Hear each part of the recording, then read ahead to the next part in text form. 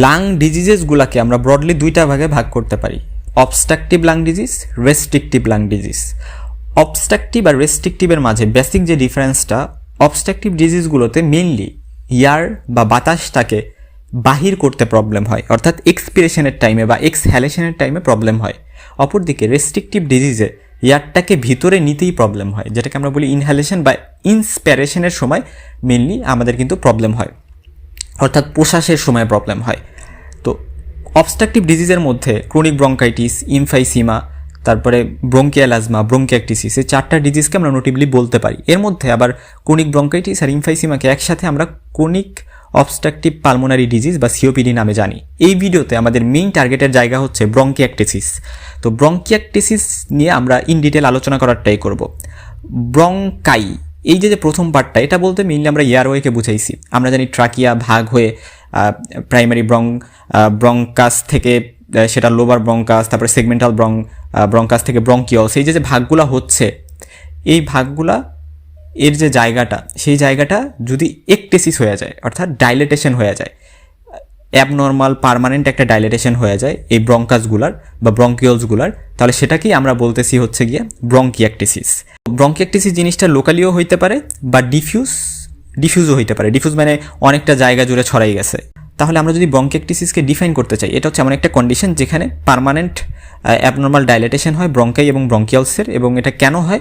কারণ হচ্ছে ওটার যে আশেপাশে যে মাসেলসগুলো আছে, স্মুথ মাসেলস এবং ইলাস্টিক টিস্যু ব্রঙ্কিয়াল ওয়ালের, সেইগুলো হচ্ছে ডিস্ট্রাকশন হয়ে যায় এবং সেখানে মিউকাস জমে এবং এই জায়গাটা ডাইলেটেশন হয়ে যায়। এই বিষয়গুলো নিয়ে আমরা এখন ইন ডিটেলসে জানবো। ফার্স্টে আমরা মেকানিজমটা জেনে নিব, তারপর আমরা রিলেভেন্ট অনেক কিছুই জানবো। মেইনলি এই প্যাথোজেনিসিসটা ফর্ম করতে দুইটা জিনিস কাজ করে, একটা হচ্ছে অবস্ট্রাকশন আর একটা হচ্ছে ইনফেকশন। এই দুইটা জিনিস মানে সিমালটেনিয়াসলি কাজ করে এবং এক্ষেত্রে একটা ভিসিয়াস সাইকেল তৈরি হয়। আমরা একটু যদি বোঝার চেষ্টা করি, আমি ধরে নিলাম যে একটা জায়গায় হচ্ছে একটা অবস্ট্রাকশন হয়েছে, যেহেতু এটা একটা অবস্ট্রাকটিভ ডিজিজ, একটা জায়গায় অবস্ট্রাকশন হয়েছে।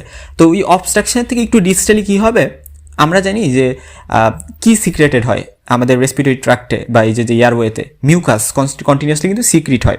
তো এই যে মিউকাস সিক্রেশনটা হয়, এই মিউকাসটা কিন্তু সেখানে অবস্ট্রাকশনের ফলে জমে থাকবে, এটা বাহিরে বের হইতে পারবে না বা সোয়ালোড হইতেও সমস্যা হয়। সব মিলিয়ে কথা হচ্ছে ওই যে অবস্ট্রাকশনটা হইলে ওটা ডিস্টালি মিউকাস জমতে থাকবে। মিউকাসটা তো কন্টিনিউয়াসলি ক্লিয়ার হয়ে যাওয়ার কথা, আইদার সোয়ালোড হয়ে যাবে অথবা বাহিরে বের হয়ে আসবে।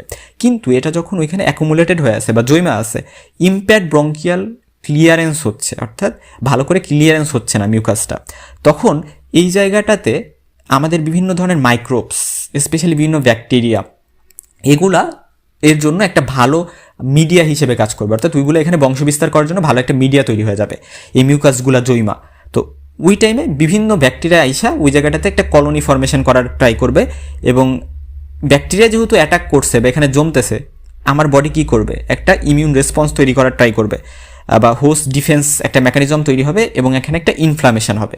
আর ইনফ্লামেশন যেখানে হয় সেখানে কি হবে, ইনফ্লামেশন হইলে সেখানে তো ইনফ্লামেটরি বিভিন্ন সেলস আসবে, রেসপন্সের জন্য বিভিন্ন সেল কাজ করবে এবং এই যে ইনফ্লামেশনের জন্য বিভিন্ন মেকানিজম কাজ করতেছে, এই মেকানিজমগুলা সেই ব্যাকটেরিয়াগুলোকে মারার ট্রাই করবে বা মারবেও, তার পাশাপাশি লাঙের একটা ড্যামেজও করবে। লাঙের ড্যামেজ বলতে ওই যে ব্রঙ্কিয়াল মাসেলসগুলো ছিল এবং ব্রঙ্কিয়াল ওয়ালসের যে মাসেলগুলো ছিল, স্মুথ মাসেল বা ওইখানে যে ইলাস্টিক টিস্যুগুলো ছিল, এইগুলারও ড্যামেজ করে দিবে। এবং এইগুলার যখন ড্যামেজ হয়ে যাবে তখন এবং পাশাপাশি ওখানে মিউকাসও জমা ছিল, এই সব কিছু মিলে একটা অ্যাবনর্মাল ডাইলেটেশন করে দিচ্ছে। এবং ওই যে অবস্ট্রাকশনটা ছিল, ওই কারণে কিন্তু আলটিমেটলি আমাদের যে লুমেনটা, ওই লুমেনটাও কিন্তু ন্যারো হয়ে গেছে। সো লুমেনটাও ন্যারো আছে, বাট আলটিমেটলি এই জমার ফলে এই যে অ্যাবনর্মাল কালেকশন অফ মিউকাস, এটা বেরোইতে পারতেছে না। পাশাপাশি এখানে কিন্তু আলটিমেটলি লাং ড্যামেজ হচ্ছে এবং এই লাং ড্যামেজ হচ্ছে আর ইম্পেয়ার্ড ব্রঙ্কিয়াল ক্লিয়ারেন্স থেকেই যাচ্ছে, আবারও মাইক্রোবিয়াল লোড বাড়তেছে, আবারও ইনফ্লামেটরি রেসপন্স হচ্ছে, আবারও লাং ড্যামেজ হচ্ছে। এবং এই যে সাইকেলটা, এটাকে আমরা বলি ভিসিয়াস সাইকেল, অর্থাৎ একটা পজিটিভ ফিডব্যাক মেকানিজমের মতো এটা কিন্তু চলতেই আছে। অনেক কারণে ব্রঙ্কিয়াকটিসিস হইতে পারে, বাট বেসিক যে বিষয়টা যে অবস্ট্রাকশন সৃষ্টি হওয়া, এই অবস্ট্রাকশনটা বিভিন্ন উপায় সৃষ্টি হইতে পারে, কোনো টিউমারের ফলে অথবা ফরেন বডি বা এই যে মিউকাসগুলা ওখানে জমতেছিল সে কারণে, এই কারণে কিন্তু অবস্ট্রাকশনটা একটা মেইন কারণ যে কারণে ব্রঙ্কিয়েক্টাসিস হয়। তার বাদে আর অনেক কারণ আছে, যেমন নিউমোনিয়ার কারণে ব্রঙ্কিয়েক্টাসিস হইতে পারে। বিভিন্ন কনজেনিটাল বা হেরিডিটারি কারণেও এই যে আমাদের ব্রঙ্কিয়েক্টাসিস হইতে পারে, যেমন সিস্টিক ফাইব্রোসিস। হ্যাঁ, সিস্টিক ফাইব্রোসিসের ক্ষেত্রে যেটা হয় যে সিএফটি একটা জিন আছে, ওইটার মিউটেশন হয় এবং পরবর্তীতে দেখা যায় যে আলটিমেটলি এই ব্রঙ্কিয়েক্টাসিসটা ফর্ম করে, এবং এটা খুবই কমন ওয়েস্টার্ন কান্ট্রিতে। আমাদের দেশে অতটা বেশি কমন না হলে এখন কিন্তু অনেকগুলো কেস পাওয়া যাচ্ছে সিস্টিক ফাইব্রোসিসের কারণে ব্রঙ্কিয়েক্টাসিস, এবং বাচ্চাদের ক্ষেত্রে এটা বেশি প্রমিনেন্ট পাওয়া যায়। তার পাশাপাশি কার্টিজেনার সিনড্রোম নামে একটা সিনড্রোম আছে, যেখানে কি হয় ব্রঙ্কিয়েক্টাসিস থাকে, পাশাপাশি তার ওই পেশেন্টের কিন্তু ডেক্সট্রোকার্ডিয়া থাকে বা সাইটাস ইনভার্সাস থাকে, অর্থাৎ যে পাশে অর্গান থাকার কথা সেই সাইডে না থেকে অন্য সাইডে থাকে, সাইনোসাইটিস থাকতে পারে ওই পেশেন্টের। তো এরকম কিন্তু ট্রায়েড থাকে, যে ট্রায়েড দেখে আমরা বুঝি এই পেশেন্টের হয়তো বা কার্টিজেনার সিনড্রোম আছে, এবং কার্টিজেনার সিনড্রোমে যাদের থাকে তার কিন্তু ব্রঙ্কিয়েক্টাসিসও থাকে। আর প্রাইমারি সিলিয়ারি ডিসকাইনেশিয়া যদি হয়, অর্থাৎ আমাদের যে আমরা কি জানি যে আমাদের কাভারিং কি, ওই ব্রঙ্কাসের এপিথেলিয়াল কাভারিংটা কি? এপিথেলিয়াল কাভারিং হচ্ছে সিডোস্টেরিফাইড সিলিয়েটেড কলামনার, যেটা তো ওই সিলিয়া থাকে কিন্তু এখানে, এবং এই সিলিয়াটা খুবই গুরুত্বপূর্ণ। সিলিয়াটা কি করে? এই মিউকোসিলিয়ারি যে মুভমেন্ট, ঠিক আছে, এই যে মিউকোসিলিয়ারি মুভমেন্ট কিন্তু অনেক ব্যাকটেরিয়া ভাইরাস এগুলোকে দূর করে দিতে সহযোগিতা করে, বা এগুলার কিন্তু একটা মানে ডিফেন্স মেকানিজম হিসেবে এই মিউকোসিলিয়ারি মুভমেন্টটা কাজ করে। কিন্তু এই দেখা যায় যে এই মিউকোসিলিয়ারি মুভমেন্টটাই অচল হয়ে যায়, যেটাকে আমরা বলতেছি প্রাইমারি সিলিয়ারি ডিসকাইনেশিয়া। এবং এটা হইলে কি হবে? মিউকাসটা জমবে, সিলিয়া ফাংশন করতে পারবে না, এবং এর ফলে কি হচ্ছে, ওটা ইমমোটাইল হিসেবে কাজ করতেছে। আরও বিভিন্ন কনজেনিটাল কারণ, ইয়োলো নেইল সিনড্রোম নামে একটা জিনিস আছে, বা সিকোয়েস্ট্রেশন হইতে পারে লাঙের কোনো সেগমেন্টে, এটা হচ্ছে কনজেনিটাল। আর অ্যাকোয়ার্ডের মধ্যে যেমন কোনো বাচ্চার ক্ষেত্রে নিউমোনিয়া হয়েছে, পাশাপাশি মিজেলস বা হুপিং কফ এর কারণেও কিন্তু এটা হইতে পারে। এখন একটা কথা আমাদের সবসময় মনে রাখতে হবে, টিউবারক্লোসিসটা সব থেকে কমন কারণ, যেটার কমপ্লিকেশন হিসেবে বা যেটার কারণে একটা পার্সনের কিন্তু পরবর্তীতে ব্রঙ্কিয়েক্টাসিস ডেভেলপ করতে পারে। So TB is the most common cause, এটা খুব ভালো করে মাথায় রাখতে হবে। TB is the most common cause পৃথিবীতে, সারা পৃথিবীতে মিলে টিবি সব থেকে মোস্ট কমন কজ। আর ওয়েস্টার্ন কান্ট্রিতে সিস্টিক ফাইব্রোসিস সব থেকে কমন। কোনো টিউমার হইলে, অবস্ট্রাকশন সৃষ্টি হইলে, এটা আগেই বলছি, বা কোনো রিকারেন্ট অ্যাসপিরেশন হইলে, যাদের গ্যাস্ট্রোইসোফেজিয়াল রিফ্লাক্স ডিজিজ বা জার্ড আছে তাদের ক্ষেত্রে এটা হইতে পারে। কিন্তু আমরা বুঝতেই পারতেছি ব্রঙ্কিয়েক্টাসিসের ক্ষেত্রে রিকারেন্ট ইনফেকশন হইতে থাকে, এবং পেশেন্টটার একটা লং টার্ম হিস্ট্রি থাকবে যে পেশেন্টটা ইনফেকশন হচ্ছে, এবং অনেকের হিস্ট্রি থাকবে সে টিবি ড্রাগ নিছে, সে টিবির পেশেন্ট ছিল, এরকম অনেক বিষয়টি থাকবে। এখন ব্রঙ্কিয়েক্টাসিসের ক্লিনিক্যাল কোর্স বা এটাতে কি কি সিমটমস থাকবে এবং পাশাপাশি সাইনও কী কী থাকবে সেগুলো নিয়ে আমরা একটু জানবো।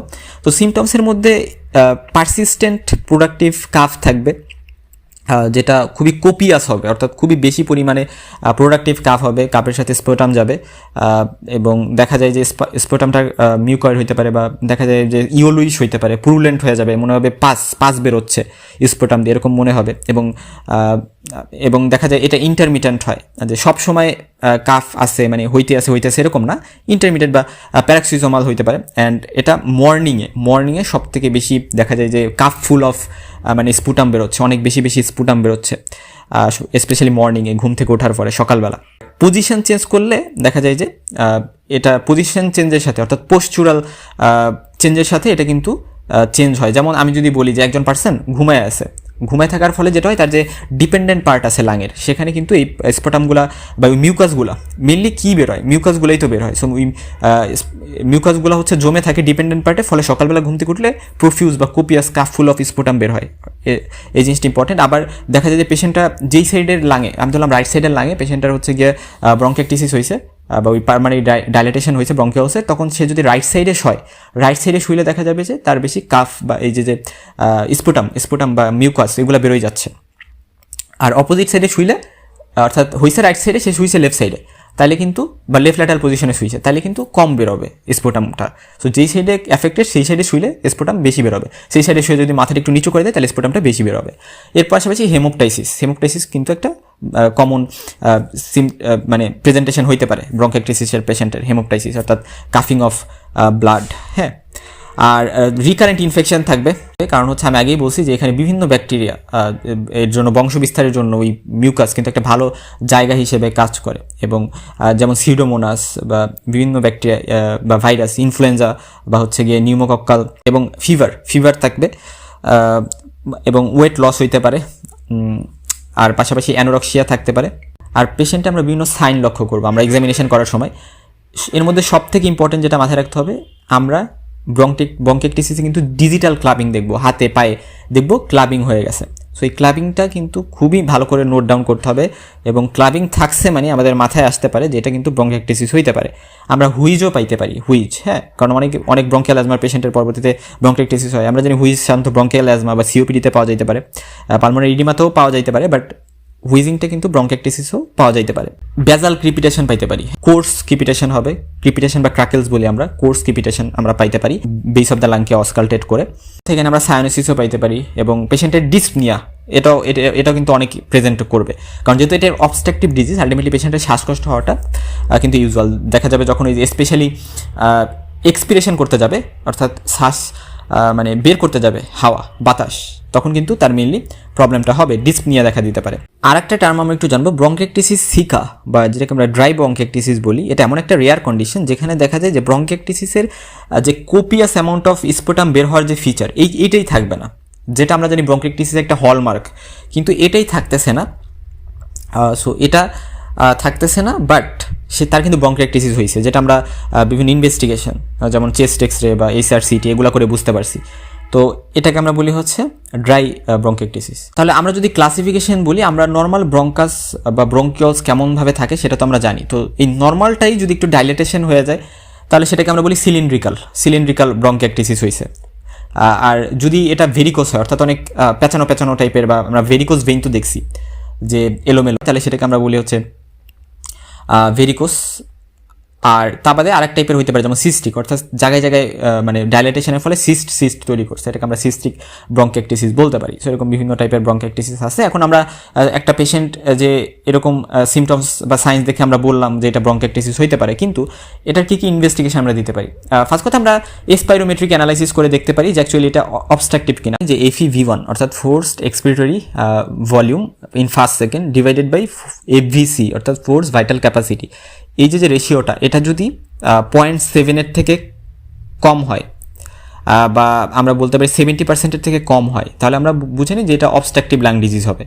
তো এইভাবে আমরা ধরে নিলাম অবস্ট্রাকটিভ লাং ডিজিজ। তারপর আমরা চেস্ট এক্সরে করতে পারি, এটা একটা ভালো জিনিস। আমরা তো সাধারণত দেখা যায় যে এরকম রেসপিরেটরি কোনো কিছু সন্দেহ করলেই বা কার্ডিয়াক কোনো কিছু সন্দেহ করলে আমরা কী করি, আমরা চেস্ট এক্সরে করার ট্রাই করি।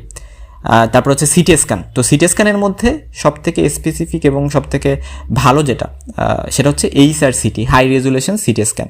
তো এটা করা যাইতে পারে। এটা মানে যদি বলা হয় একটা টেস্ট করব আমি, একটা ইনভেস্টিগেশন দেবো, তাহলে কিন্তু এইটা HRCT। হ্যাঁ, তারপর হচ্ছে স্পুটাম কালচার করব, কারণ আমার যেহেতু এখানে ইনফেকশন হয়, রিকারেন্ট ইনফেকশন হবে, সো আমার স্পুটাম কালচার করা লাগবে, এবং স্পুটাম ফর গ্রাম স্টেইন করা লাগবে। আমি কোন টাইপের ব্যাকটেরিয়া দ্বারা ইনফেকশনগুলো হচ্ছে সেটা আমরা দেখতে পারি, এবং এই ব্যাকটেরিয়াগুলো আইডেন্টিফাই করা ইম্পর্টেন্ট, কারণ হচ্ছে এগুলো কালচার করার মাধ্যমে আমরা কিন্তু কী টাইপের অ্যান্টিবায়োটিক দিব সেটা আমরা বুঝতে পারবো। তো HRCT করলে আমরা হচ্ছে ওরকম ডাইলেটেড ব্রঙ্কিওলসগুলো দেখতে পাবো, বা হানিকম্ব একটা অ্যাপিয়ারেন্স পাবো। আর অপরদিকে রেডিওলজি, অর্থাৎ আমরা চেস্ট এক্সরে যখন করবো, চেস্ট এক্সরেতে আমরা কিছু সাইন পাই, যেমন এটাকে আমরা বলি ট্রাক সাইন।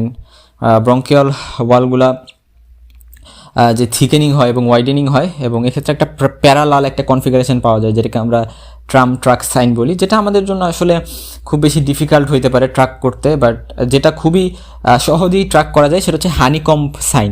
এই হানিকম্ব সাইনটা যদি আমরা পাই, অর্থাৎ জায়গায় দেখা যায় যে ডাইলেটেড ব্রঙ্কিওলস, তাহলে আমরা ধরেই নিই যে এটা হচ্ছে ব্রঙ্কিয়েক্টাসিস।